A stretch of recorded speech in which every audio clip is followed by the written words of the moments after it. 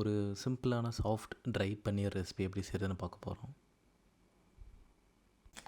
ரெஸ்டாரண்ட்டும் போகிறது இதெல்லாம் தாண்டி ஏதாவது புதுசாக செஞ்சு சாப்பிட்ணும் இந்த மாதிரிலாம் இன்ட்ரெஸ்ட் இருக்கும். ஸோ அதனால் வீட்டில் கையில் கிடைக்கிறது இதெல்லாம் போட்டு எல்லாத்தையும் கலந்து செய்கிறது.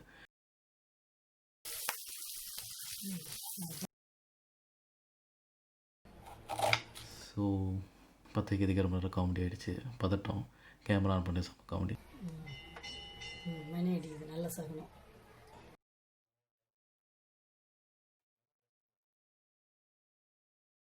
அடுத்து இன்க்ரீடியன்ஸ்லாம் காட்டிடுறோம். முதல்ல என்னென்ன தேவை இதுன்னுட்டு. ஸோ முதல்ல பன்னீர், ஆப்வியஸாக பன்னீர். அதுக்கப்புறம் சோயா சாஸ்,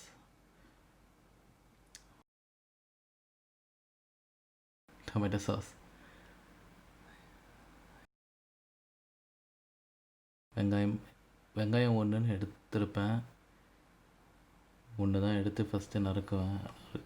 அது நறுக்கும் போதே எதை தப்பா இப்படி நறுக்கும் கூட நறுக்கிறத பார்த்து தெரியும் எந்த லட்சணத்தில் நறுக்கிட்டு இருப்பேன்னு கண்ணா பண்ணிட்டு. அதுவும் நறுக்கும் போது கரெக்டாக இந்த போன நறுக்கிறது இருக்கும். அதில் ஒன்று எகிறத பார்த்தாலே தெரியும். அது போனது கூட இப்போ தெரியாது. வீடியோவில் ரெக்கார்ட் பண்ண அப்புறம் இப்போ பார்க்கும்போது தான் தெரியுது. ஸோ இந்த மாதிரி வெங்காயம் வெட்டிட்டு அதை சிங்கிள் இது மாதிரி உள்ள பிரிச்சுக்கணும். இந்தளவுக்கு இதாக அதுக்குள்ளே மேஜிக்கில் இந்த ஒரு வெங்காயம் வச்சு இந்த சப்பாத்தி. ஆனால் அதுக்குள்ளே மைண்டை மாற்றிட்டேன். ஸோ என்ன ஆச்சுன்னா ஒரு ஃபுல் வெங்காயம் கூட எனக்கு தேவையில்லை. அதனால் பாதி மட்டும் போட்டுக்கிட்டேன். இதுக்கு அடுத்து மஞ்சத்தூள் தேவை, மிளகாத்தூள் தேவை. அதில் மட்டும் நிறைய பேர் பிடிக்காமல் இருக்கலாம். ஆனால் எனக்கு என்னமோ அது ஃபைனலாக கொடுக்கும்போது ஒரு டேஸ்ட்டு கொடுக்கும். அது இன்னும் தப்பு இல்லை எனக்கு தெரிஞ்சு. அப்புறம் சால்ட், அப்புறம் மெயினாக திரும்ப பன்னீர் எடுத்துக்க வேண்டியது. பன்னீரில் இதில் என்ன ஒரு விஷயம்னா நம்ம இஷ்டத்தை கட் பண்ணலாம், என்ன வேணால் இது பண்ணலாம். ஆனால் இதில் நான் ஏன் இந்த மாதிரி ஷேப்பில் கட் பண்ணி பெருசு பெருசாக வச்சுருக்கேன்னா, இப்போ வறுக்க போகிற மாதிரி நம்ம வானலில் போட்டு ஃப்ரை இது பண்ண போகிறோம் டவாவில். அப்படி பண்ணும்போது என்ன ஆகும்னா உருகி இதோட சைஸ் கொஞ்சம். ஸோ எனக்கு சாப்பிடும்போது ஒரு கன்சிஸ்டண்ட்டாக ஒரு சைஸில் வேணும் அப்படின்ற மாதிரி எதிர்பார்க்கனால நான் சைஸில் வெட்டுறேன். இதோட ரொம்ப குட்டியாக பொடியாக போட்டு அப்புறம் உருகி எதுவும் இல்லாமல் முறையிட வாய்ப்பு இருக்குது. ஸோ அதனால் இது மாதிரி செஞ்சு வச்சுருக்கேன். அதுக்கப்புறம் முக்கியமான எண்ணெய், அதை மறந்துட்டேன்.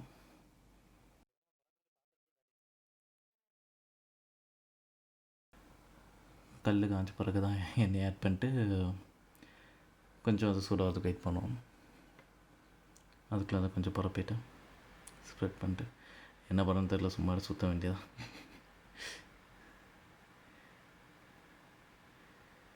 இந்த நான்ஸ்டிக்கில் பண்ணுறது இன்னொரு பெட்டரான ஒன்று. ஏன்னா இது ஒரு மாதிரி உருகி ஒட்டும், சீஸ் மாதிரி செய்கிற மாதிரி. ஸோ நான்ஸ்டிக்கில் ரொம்ப கொஞ்சம் பெட்டராக இருக்கும் க்ளீனிங் ப்ராசஸும் முடிச்சதுக்கப்புறம். ஸோ அதனால் நான்ஸ்டிக் பேனை ப்ரிஃபர் பண்ணேன். அதுக்கு மஞ்சத்தூளை ஃபஸ்ட்டு போட்டுருவேன். அதுக்கப்புறம் மிளகாத்தூள். எல்லாமே உங்கள் ப்ரிஃபரன்ஸ் தான், உங்கள் டேஸ்ட் லெவல். எதுவும் பர்டிகுலராக அளவு சொல்ல தெரில. எனக்கு இவ்வளோ வேணும் அவ்வளோ வேணும் சும்மா கையில் எடுத்து செஃப் தாமதர் மாதிரி கையில் வாரி ஆள வேண்டியதான். அவ்வளோதான், சும்மா தூக்கி போட வேண்டியதான். எல்லாத்தையும் கொஞ்சம் எண்ணெயில் மிக்ஸ் பண்ணி விட்டு இது பண்ணுறேன். ஆனால் பண்ணிகிட்டு இருக்கும்போது எனக்கு என்னமோ அது கன்சிஸ்டன்சி திரும்ப ஏதோ ஒரு பொடி மாதிரி, இட்லி பொடி மாதிரி ஆகிடுச்சு. பத்தலைன்ற மாதிரி அதில் ஊற்றினா பட்டை பரவாதுன்ற மாதிரி இருந்ததுனால ஸோ எக்ஸ்ட்ராவாக கொஞ்சம் எண்ணெய் ஆட் பண்ணிக்கிறேன். இப்போ திரும்ப இதுவும் அவங்கவுங்க எண்ணெய் எவ்வளோ வேணும் இது வேணுன்ற மாதிரி தான். நான் ஒன்றும் அவ்வளோ ஹெல்த்தை பற்றியில் கன்சர்ன்லாம் கிடையாது. ஸோ எவ்வளோ நான் போட்டுக்க வேண்டியதான்.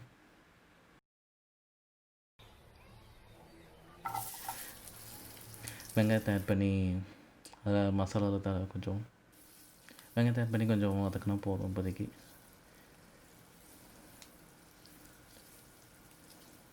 இதுவும் வெங்காயம் ரொம்ப வதங்கணும் இதாகணும் அவசியம் கிடையாது.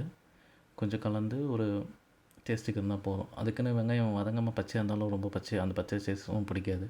ஸோ அதனால் வதக்கிறேன் ஃப்ளேவர்லேயே. அதேமாதிரி ஃபஸ்ட்டு மசாலா போட்டதுக்கும் அதே தான். மசாலா பச்சையாக இருந்தாலும் பிடிக்காது. சில பேர் கடைசியிலலாம் மசாலா எப்படி தான் போடுவாங்கன்னு தெரியாது. ஸோ அதனால் நான் மசாலாலாம் ஃபஸ்ட்லேயே ஆட் பண்ணி அதை கொஞ்சம் வேக விட்டுறணுன்ற மாதிரி பார்ப்பேன்.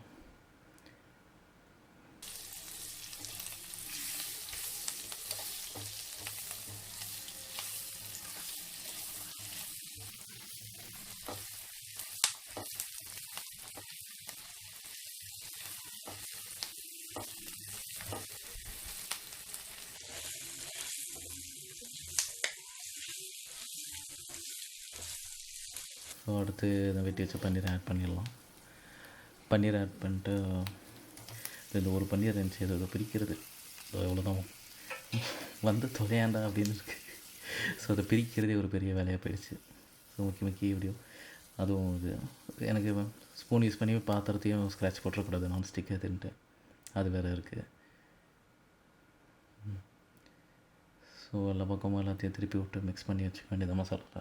இப்போ ஸ்டார்டிங்லேயே பண்ணலாம், திரும்பலாம் அப்புறம் ஒரு மாதிரி ஒட்டிக்கும். டக்கு இருக்குன்னு இது மூலம் திருப்பி ஆகணும் வேலையாக. மற்ற அதுக்கப்புறம் எல்லாத்தையும் கலந்துக்கலாம்.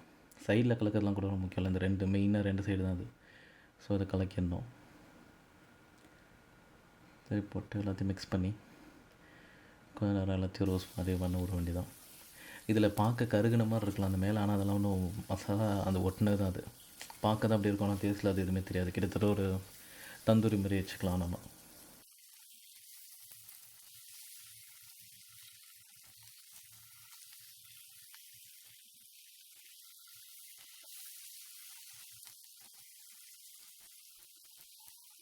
டொமேட்டோ சாஸ் ஆட் பண்ணிக்கணும். இதுவும் எல்லாமே அவங்கவுங்க இஷ்டம் தான், டேஸ்ட்டுன்ற மாதிரி தான். இப்போ அடுத்து தான் ஒரு மிகப்பெரிய தப்பை நான் பண்ணியிருப்பேன். என்னென்னா சோயா சாஸ் ஆட் பண்ணணும், ஆனால் ஒரு பாடம் மாதிரி கற்றுக்கிட்டு தனியாக எடுத்து வச்சா இப்போ நம்ம பாட்டிலேருந்து பெரிய இவனாட்டம் ஊற்றினா இப்படி தான் ஆகும்னு. ஸோ பார்த்தீங்கன்னா தெரியும் வந்து என்ன பண்ணான்னு போய் தனியாக மறந்துட்டுருக்கு. ஸோ போட்டும் போது இது பண்ணிட்டேன், பதட்டம் என்ன பண்ணுறது தெரியலனா. ஸோ அதுலேயே சேர்த்து கிண்டிட்டு கொஞ்சம் இது பண்ணிட்டு அப்புறம் என்ன பண்ணுறதுன்னு தெரியாமல் சைலண்ட்டாக அதுக்கப்புறம் கொஞ்ச நேரம் கழித்து இது ஒதுங்கினதுக்கப்புறம் ஆக்சுவலி எடுத்து வச்சுருவேன் நான்.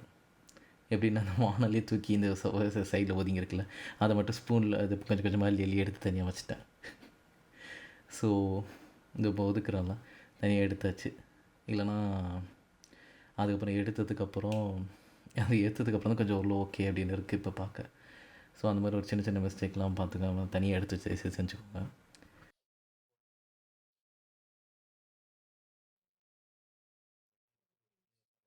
அதுக்கப்புறம் முக்கியமாக அஜினமோட்டோ, உப்பு இந்த மாதிரி இதெல்லாம் ஆட் பண்ணி இந்த மாதிரி ஃபினிஷிங் டச்சில் மட்டும்தான் அஜினமோட்டோ உப்புலாம் ஆட் பண்ணுறது. ஸ்டார்டிங்கில் அதெல்லாம் எதுவும் ஆட் பண்ணக்கூடாது.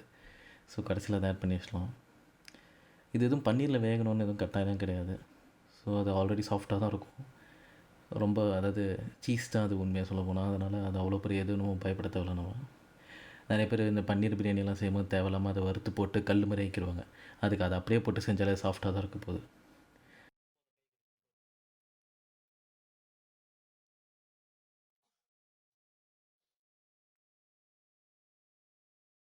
ஸோ ஒரு கன்சிஸ்டன்சி வந்தோடனே நிறுத்திட வேண்டியதான். ஓரளவு பார்த்தா ரெடி ஆகிட்ட மாதிரி தான் இருக்காது இது எல்லாமே. ஸோ எல்லாம் முடிஞ்சிருச்சு.